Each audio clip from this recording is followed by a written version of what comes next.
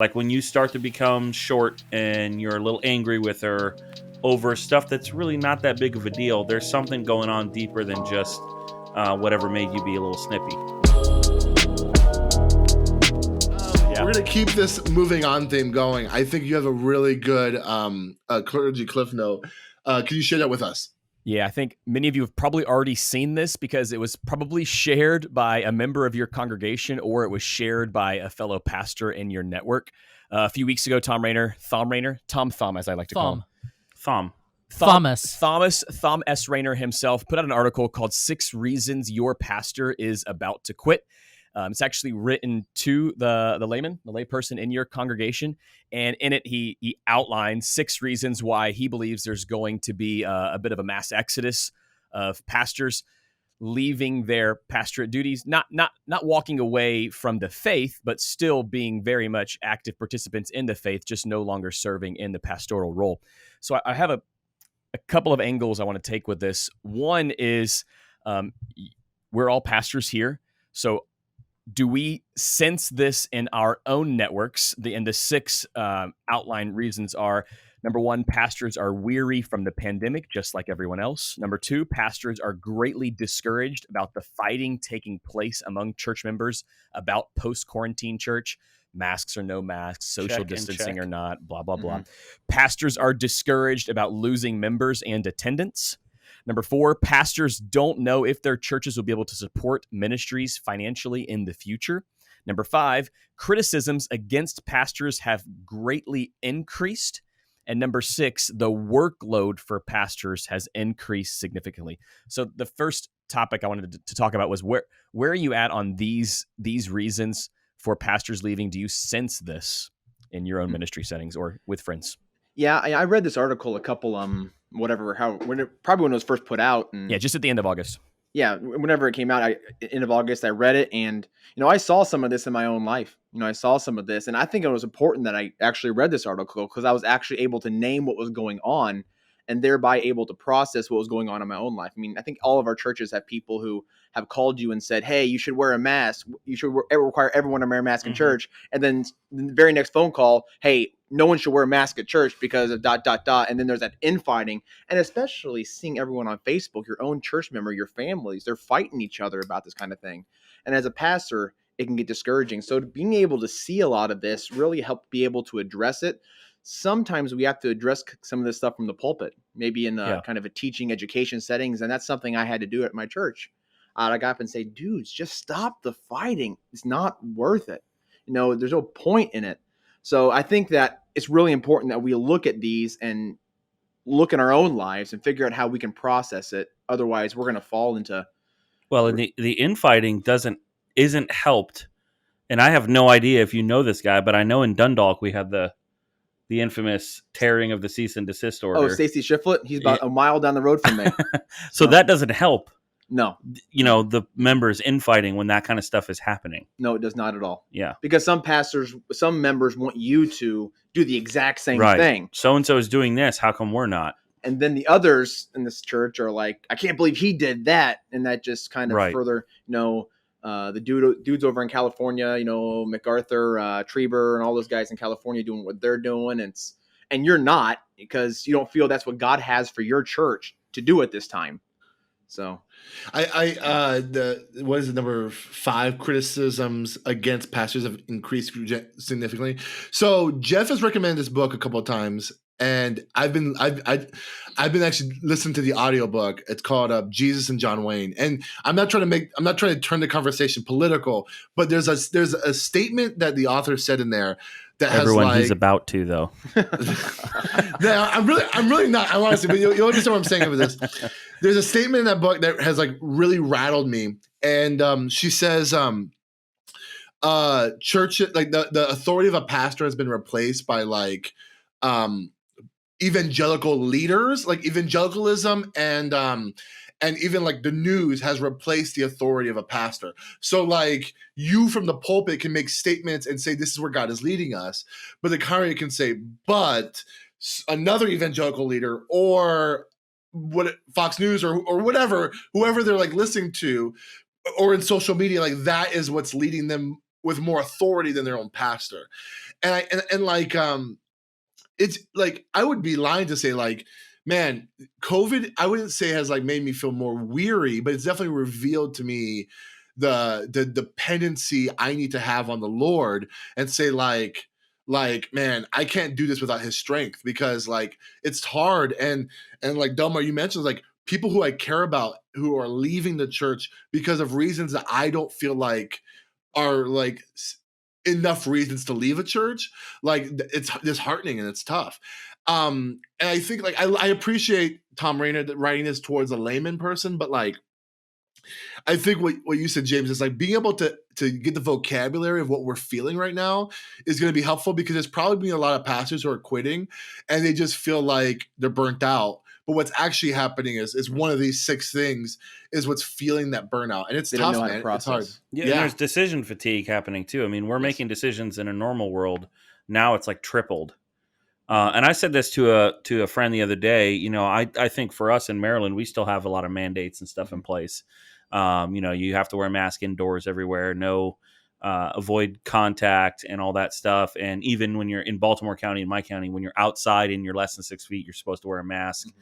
So in one sense, I think, Andrew, you said this before, but there's a sense in which right now it's not easy, but it's going to get harder and more complicated before it gets better, when the mandates start to be lifted, and now it's just your decision to make.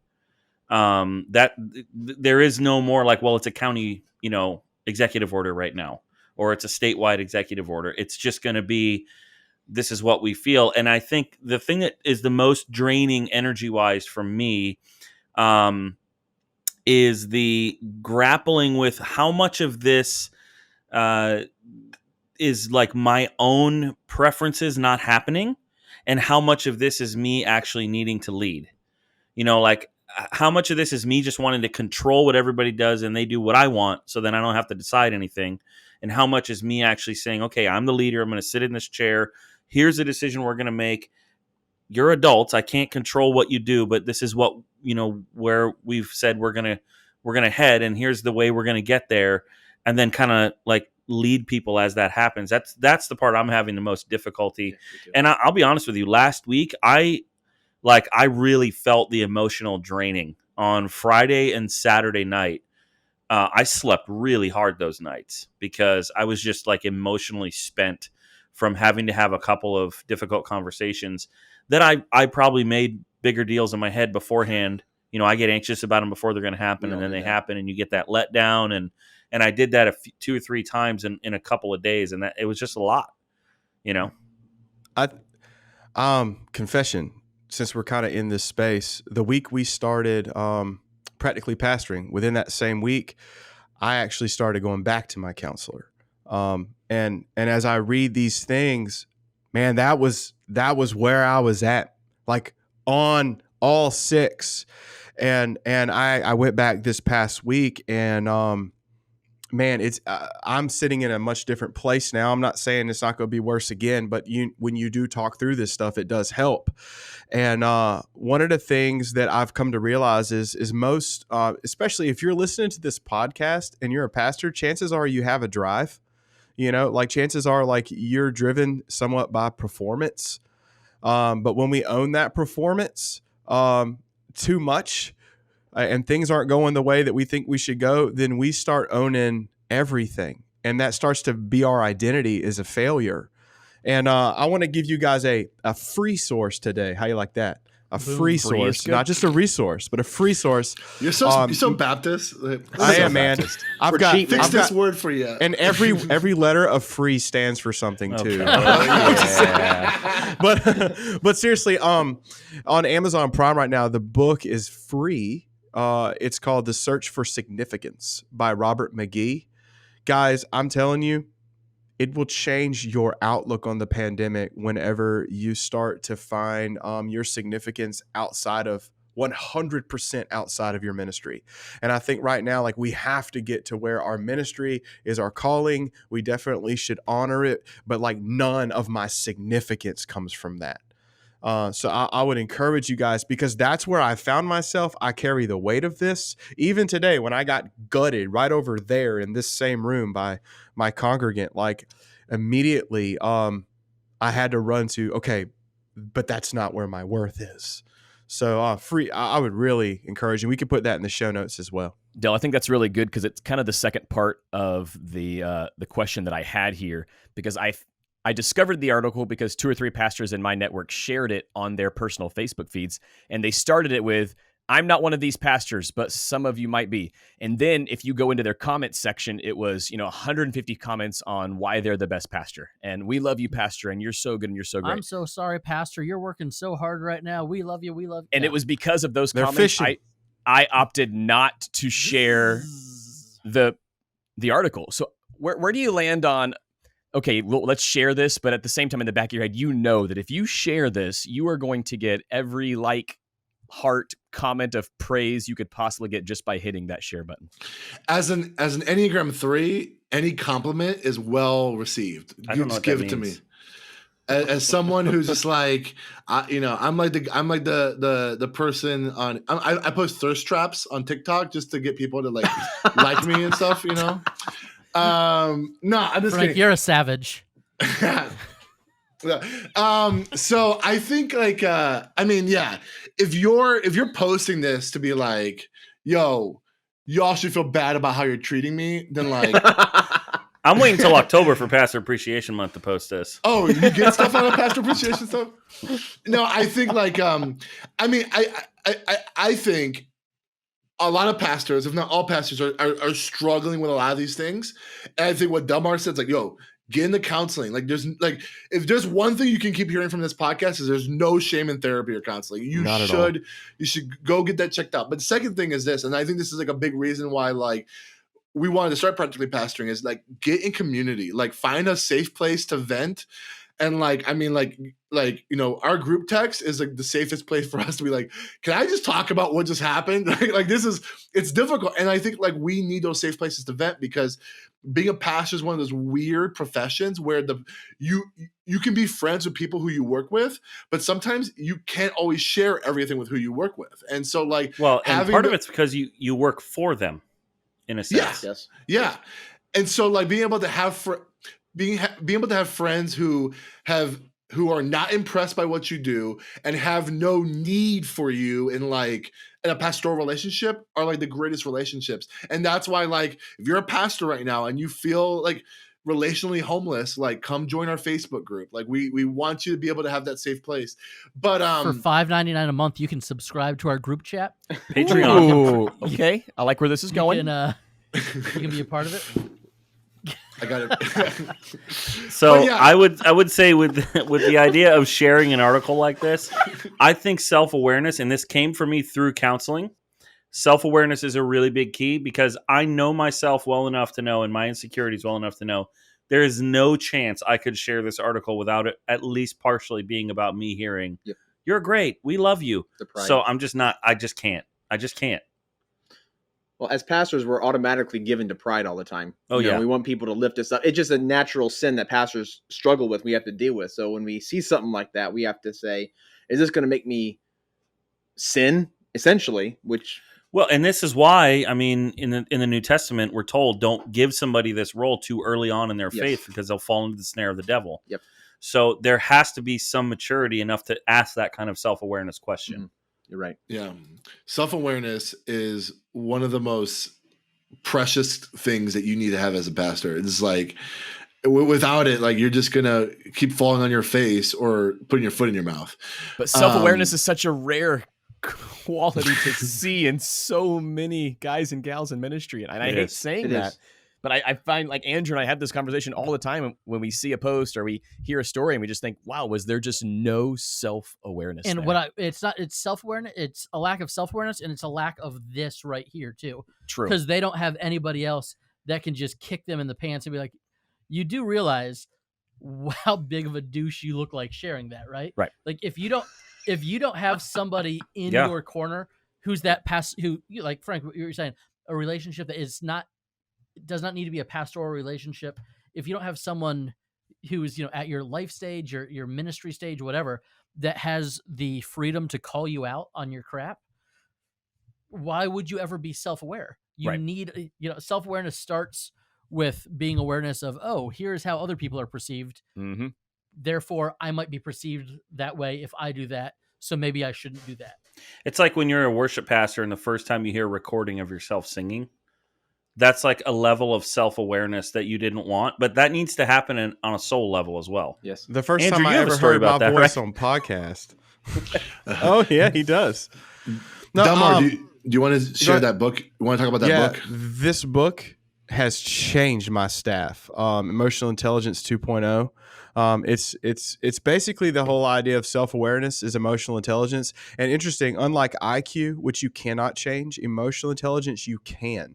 Because simply by taking a minute and seeing how you come across or processing your feelings. And I don't want to sound all guru-y, but like a lot of times we just group our feelings into like this is a good feeling or a bad feeling. What this teaches is like, no, you're frustrated. That is a form of anger, a mild form. Why are you frustrated? It's not because the thing, it's because something buried deep in you. It's kept my mouth shut a lot, and it's made me open my mouth when it shouldn't be. But I'm telling you, if you find that like you're in situations and you're boiling over easy, or you're getting frustrated easy, or if there's conflict on multiple fronts in your life, chances are you have a place where you can afford to grow, because if everyone around you the problem, you're the problem sometimes, so it's a great book. And sometimes like just going through that process, sometimes it's a complicated answer. Like you got to do some soul work and it's hard. Sometimes it's an easy answer. Like you got to sleep another couple hours a night. Mm-hmm. That stuff will over time lead to some really difficult emotional issues, especially, and I'm speaking to mostly the guys here, in your marriage with your wife. Like when you start to become short and you're a little angry with her over stuff that's really not that big of a deal, there's something going on deeper than just whatever made you be a little snippy. If I tell people, and I told some pastors this, might get a little controversial. I'm not sure what everyone's feelings here are on this, but if you need to see a therapist, right? Yeah. Get it dealt with. That's been, and I'm even going to take a step further. See a therapist that doesn't sometimes go to church.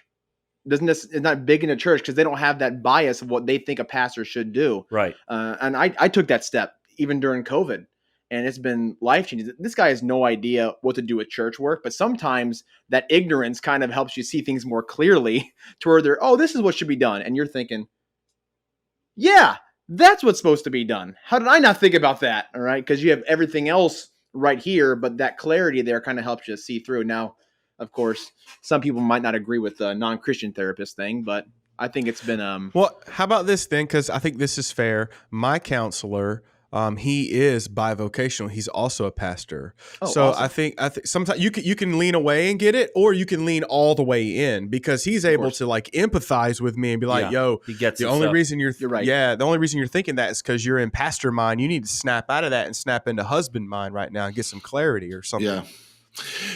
So to kind of put a bow tie on this conversation, I think like whether it's finding a counselor or a therapist, finding a community of friends that can empathize with you and can process with you and vent. But I think there might be also a place, and this is kind of like a more unique hybrid of the two, is maybe finding a mentor, someone a little further along that like can know where you've been, but also speak into it from a place that, again, might not have any vested interest in like you as a pastor for them, but can speak into your life as like kind of like a wise sage that is kind of future down the line. This is awesome, guys.